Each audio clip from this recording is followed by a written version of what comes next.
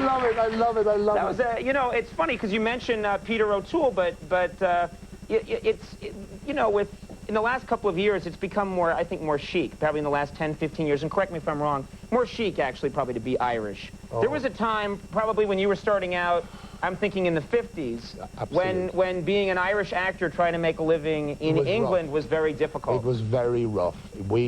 It was very, I think I was the first Irish-born actor to play leading roles and to get Academy Award nominations, and that was the very, very first. And when I got to England first, though, it really was tough. You were cast as a policeman, or as a navvy on the street, or you know, a labourer. You could not get a decent job. And I remember a story that I was doing in my first year out of school, drama school. I was playing in Macbeth, and I was playing a small part in Macbeth of the doctor. This snobby, sophisticated, racist English actor was playing Macbeth. And he had to have a whipping boy, and 'twas Harris because he was Irish. Oh, God's sake, Harris, can't you learn to speak the English language correctly?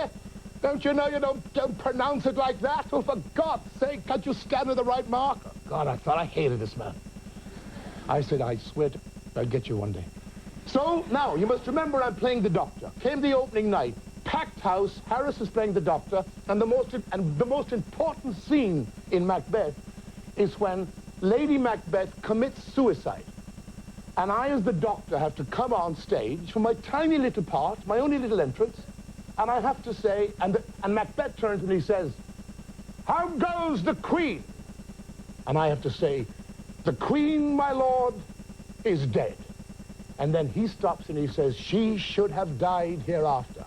Now it leads into the greatest soliloquy from Macbeth, which is, tomorrow, tomorrow, and tomorrow creeps without petty pace from day to day to the last syllable of recorded time. That's his cue. I give him the cue. I thought, I'll get him.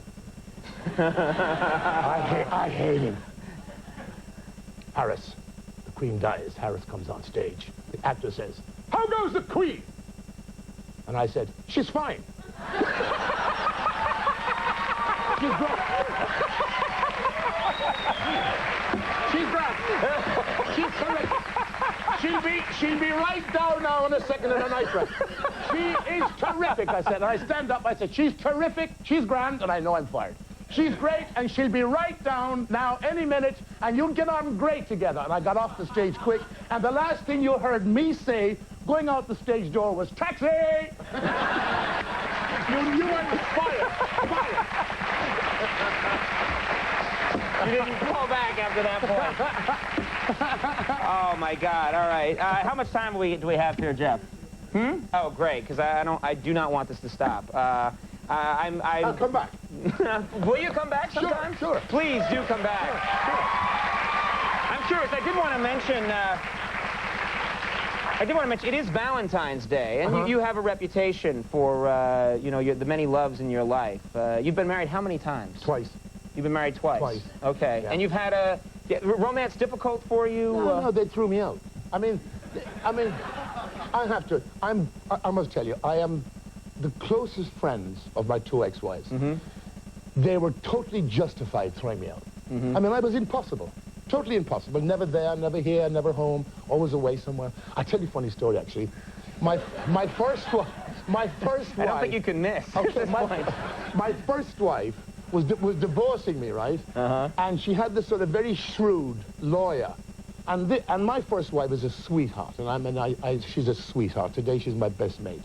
But her lawyer never told her, but he hired a private detective to follow me around London to build up a kind of case against me. There was no need to build a case against me. Just open the newspapers, and there was cases against me. Just say, "It's Richard Harris." There it is. There was a justifiable divorce on her part. So I was tipped off that this guy was following me, and he was watching every move I made. And I found out his name, and I found out his home number, and I kept it in the pocket. Well, about a month afterwards, I was in the Dorchester Hotel in London, and I was really drunk. I drank about a bottle of a brandy it was actually, right? And it was about 3 o'clock in the morning, and I thought, I'll have some fun. So I get his card out of my pocket, and I ring him up to his home. And a very tired voice said, "Hello, And I said, are you Mr. So-and-so, the private detective? He says, yes, I am. Well, this is Richard Harris. You can hear that. Because he didn't know, he didn't think I knew. I said, well, I got to tell you something. I said, I am pissed drunk. I don't know where I am. Could you please tell me where I am? Put him to some use. If nothing else, put him to some use. Oh, boy.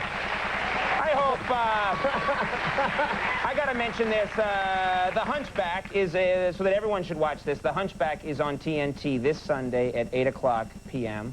And I really do hope you come back. This is the most fun we have on this show. Oh, thank you very much for doing it. Thank you. Richard Harris, everybody. Thank you very much. That was a real pleasure. Jake Johansson, Vivica A. Fox are coming up. We'll be right back.